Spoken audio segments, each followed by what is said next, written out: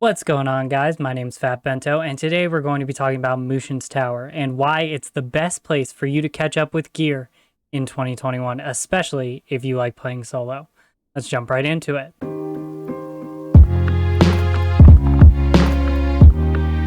So if you don't know, Mushin's Tower is basically a place in the game that is full of solo content. This includes the Mushin's Towers floor 1 through 20, Tower of Infinity, as well as Outlaw Island. But today we are mostly going to be focusing on floors 1 through 20 and why it's an amazing way for you to catch up and gear up without using the martial tokens, and how quickly you can get all the gear that you need. So the first thing you're going to do is go talk to this guy. This name's Dokdan. You're going to talk to Dokdan, and he's going to give you a bunch of quests. And these are all quests you're going to want to need to do. In addition to that, you're going to want to talk to, go into your daily challenge and do the final training. You're going to be doing this anyway for your martial tokens, but we're going to be doing floor 1 through 7 for a different reason. You're also going to want to talk to Kang Cha here and go to her third tab. This is where we are going to be focused on all of our things.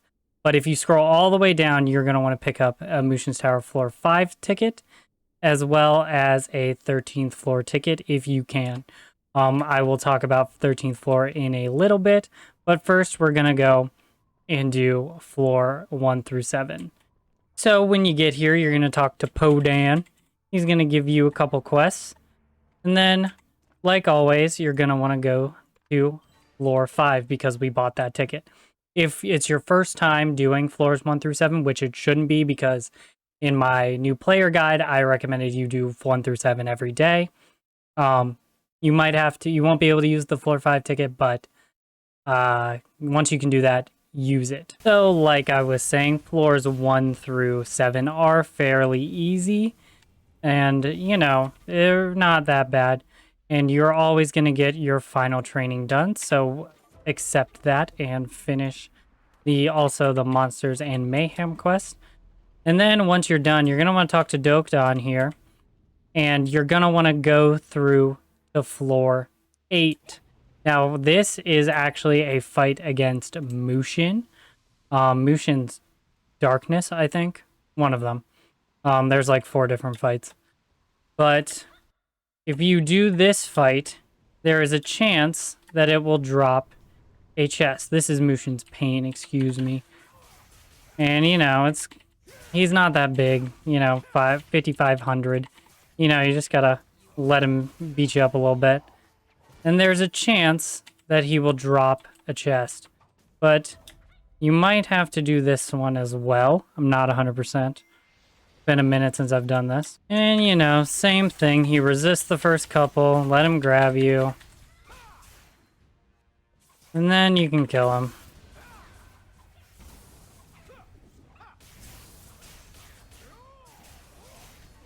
Like I said, no big deal. How many times can you keep redoing this? And now we're on to Darkness.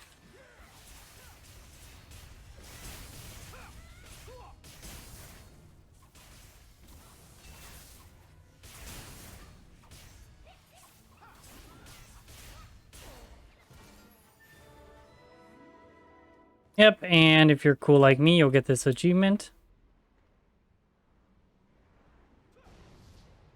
And then you can go back to Joktan's room from there.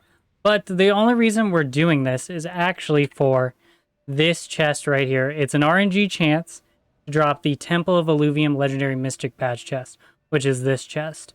And it'll give you your Legendary Mystic Badge. And I previously said you should buy this with martial tokens. But since you don't have to, I would highly recommend doing it this way instead. And now that we've done that, let's go talk about floors 9 through 15. Sounds right? Yeah, 9 through 15. All right. So as we're loading in through to 9 through 15, this one is actually stupid sometimes. You can't actually use the 13th floor ticket until you complete the 12th floor twice, I believe. At least it took me 2 times on one of my characters. The first time you have to go through all of it, all of Mushin's tower, floors 12 through 15, or sorry, 9 through 15.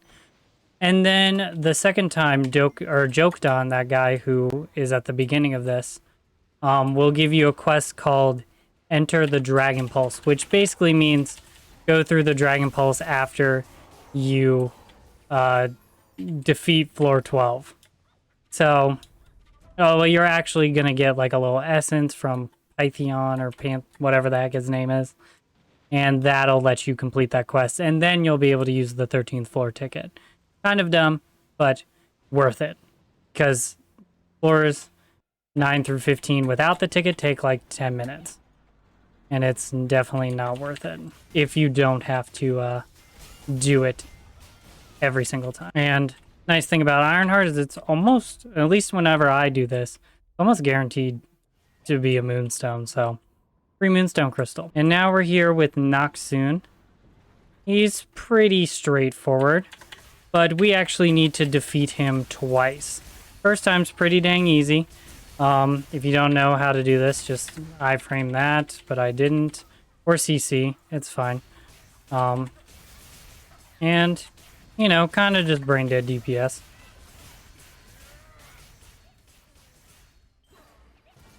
But then you're gonna want to do this, transfer chi into this orb, and he's back with a little under double the HP. And, you know, again, pretty straightforward.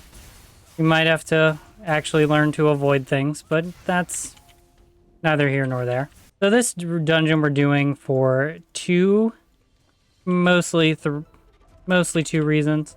One are these daily rewards. They're not bad. 3 silver scales plus this guy. We're going to talk about this guy later.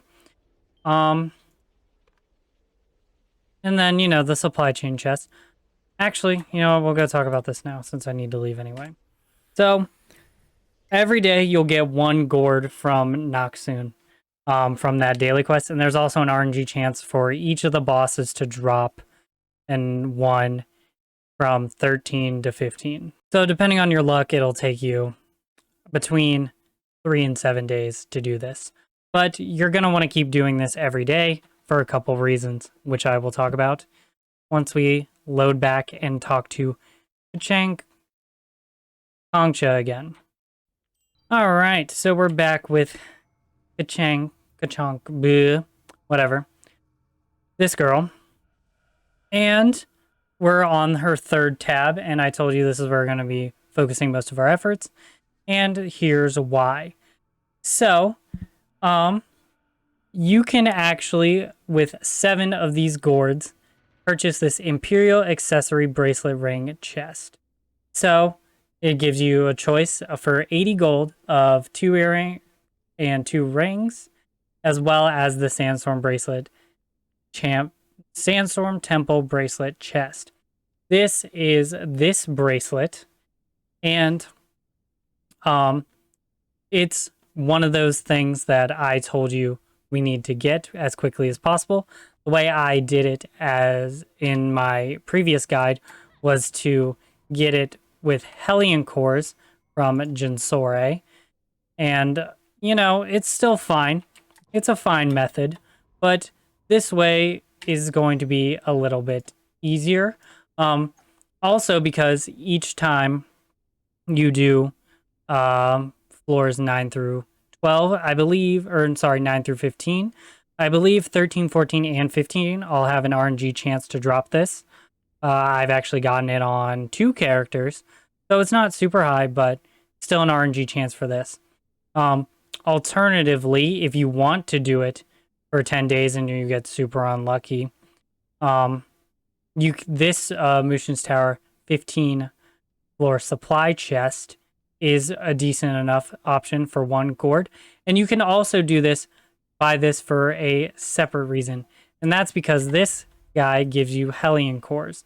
If you're still on the Exalted or Storm Dragon tier of your weapon. This character is, I've already moved her over to Aransu, but for 30 Hellion cores and 10 gold, you can swap between the two. And every single time you swap, there's an RNG chance for it to open up these gem slots. I plan on doing this on all my characters that are not Aransu already, which is, I think, all of them except for this one and my main. But for 30 cores and 10 gold, the price is just so worth it because you need 22 gem hammers, and I think it's all 22. It might be 22, 24, 26. And legendary gem hammers are so expensive. Honestly, save up these cores for that. The RNG it's not a super high chance to unlock each gem slot, but do it enough times and eventually you'll get up to 8. And 8 is the max, and that's where you want to be. So that is another reason we are doing this. Because if you just do this 3 times, and if you get lucky, or every 3 days, you have a chance with these Hellion cores. Instead of using them on the bracelet chest, in 7 days, you'll be able to get the bracelet chest yourself. And you also have, in that time, you'll be able to swap back and forth twice and hopefully open up your gem slots with it. So that's what we're going to do that for. Last but not least, we are going to be talking about floors 16 through 20. They are this in tandem with the bracelet chest I was talking about earlier is why I think Mushin's Tower is super good for gearing really quickly. So when we talked to Dokdan at the front of Mushin's Tower, he gave us this quest, the Rush... Oh, I can't say that word. This quest. And what we're looking for is the Yunsang prayer bead, like this necklace type thing. That's why we're going for this. So floors 16 through 20 are a little more difficult than I would say the under floors are. But the rewards are really worth it. So, like I was talking about with floors 13, 14, and 15, there is an RNG chance for a accessory chest drop, which is really nice, and I will show it when we get to the rewards section. And also there is it's kind of difficult, but that rewards is really worth it. So Yunsang is by far the hardest part of Mushin's Tower floor 20. Obviously he's the final boss, and you can actually fight him twice, like we already talked about with Noxon. You don't need to fight him twice to get that to finish the quest for the prayer bead, but if you want to, I would recommend fighting him twice, because the second one has a much higher chance of dropping an additional bead, or as the beads as a necklace. So quickly I'm going to go over, while I fight him, kind of some tips and kind of his rotation. So what I like to do is start by CCing him. You jump over those waves because they will stun you. You also don't get hit by that. Don't go too far or he will lunge at you and grab you. When he says he does the Dragon Cyclone, he'll suck you in just to get out of it. And then I frame that that attack. You don't attack him during that spin attack immediately after the suction because that will stun you. Don't get too far away from him, like I said. Whenever you jump, usually you can just F roll out of this. This one waits a second and then you iframe. I did not iframe. And yeah, don't attack him during this unless you want to be stunned. Then he'll jump right back at you and you continue the same rotation. He'll swipe and then this. That's a knockup. Try and block it or iframe it. Now he will jump 3 times. See, there's that stun I was talking about. After he jumps 3 times, he does a counter. And then sometimes his CC bar will open up immediately. CC him there. And then he'll jump again or get hit. You know, it's up to you. F roll and then iframe. And then stop attacking. Jump. Jump. Another suction.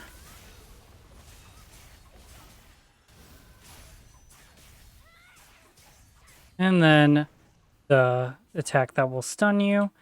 Then he'll jump. Jump again. Jump again. Oh, geez. Jump again. CC. And he's dead. Here we go. The Rapacious Reunion, like I said. And it gives you the prayer beads. Now, if you want, you can fight him a second time. It's the exact same fight. He just has double the HP. And instead of him waiting a long time in between the suction and the AoE, he'll do it a lot quicker. But other than that, it's the exact same. And most people can fight him both times. It may take you more times depending on how geared you are on your to do him the second time, but it's entirely worth it. And I'm able to do it on super not well geared characters. You don't really need DPS. You just gotta kind of know the rotation and how not to die to him. So I will talk to you once I have finished this second fight. Alright, so we're back at our good friend Tower Trader Kangcha. And here we're going to be looking in the third tab once again for the Yunsang Prayer Bead rewards. So what you're going to first want to use it for is the bracelet to open up this chest, the Sandstorm Temple bracelet chest. And it depends on which spec you're playing. General rule of thumb, first spec goes Starbreaker, second spec goes Divinity, third spec, if it exists, goes Battalion. And that'll get you this Battalion bracelet when you open the Sandstorm Temple bracelet chest with 80 gold. You don't open that chest. That chest doesn't cost you anything. To open this chest, to get the bracelet chest, it'll cost you 80 gold, which isn't too bad. In addition to that, you can buy this accessory chest with 10 prayer beads. What you're going to want from this most of the time is the Impetus Belt, the Prophecy Necklace, and the Skyreach Gloves. These are all tremendous upgrades from the belt, gloves, and necklace you'll probably have at the end of the story. Depending on the spec, you might want to go Dark Storm. But for the most part, that should be in your class guides that I linked to in BNS Academy. And this also saves you from farming 100 of the Imperial cores, 200 actually, for the gloves and for the Impetus Belt. These are for sure the ones you're going to want to pick up. But mostly what you're going to want to get from it first in order is probably going to be the necklace, then the gloves, and then the belt, which is not too bad at all. If you do this, or if you get super lucky, you might have this chest drop. Like I said, this chest can drop from 16 through 20. I believe I've gotten it once, maybe. I'm not 100% sure, but there's a chance for it to drop. But if you get it, or either way you get it, it's going to cost you 80 gold to open it. Not too bad again, but go for necklace, then gloves, then belt. So by doing all that, we have actually eliminated 90% of what we are going to be using the martial tokens for. The only thing that you still need to get 20 of these for is for your legendary legendary soul badge. And most of the class guides have what you should select from this chest for your class. So do that, and now the only thing you need to do is 20 martial tokens for that chest, plus the 35 for the weapon. But this guide right here assumes you already have that weapon. So, in addition to that, those 3 dungeons, there's also Outlaw Island. This character probably could not do Outlaw Island right now. But when she gets all of her accessories from Mushin's Towers floors 1 through 20, she will most likely be able to do them all. The thing about Outlaw Island is that it drops Mutineer coins and also this accessory exchange ticket. You can also get this ticket for 20 of these coins. So if you do it for 20 days, you'll get the coin. And what you're going to want to get with that is the Cathedral Cliffs bracelet chest. Eventually, one of these belts I think is better. And I also think these necklaces are upgrades from the Prophecy necklace. But depending on your class, you might end up wanting the Alluvium Temple necklace. So that's, or sorry, not Alluvium, Temple of Alluvium, Eternity Temple, ET, where you get your Thornbreaker weapon. You might end up wanting those. So, yeah. The only thing is, I believe you also need to open this with a bracelet that is like this, an unrefined bracelet, but those are found actually not here, but by doing Throne of Oblivion, which is a weekly that I will talk about later once I actually do this. My main is doing this over a period of 20 days to get this bracelet chest, and I'll let you know from there what you need to do. But yeah, that's pretty much going to be it for this video. I hope you enjoyed. If you did, please go ahead and leave a like. If you have any questions, leave them in the comments below. And if you're feeling real generous today, please consider subscribing if you like my content or other Blade and Soul content, because it really helps me out. But yeah, other than that, thank you so much again, and have a great day. Peace.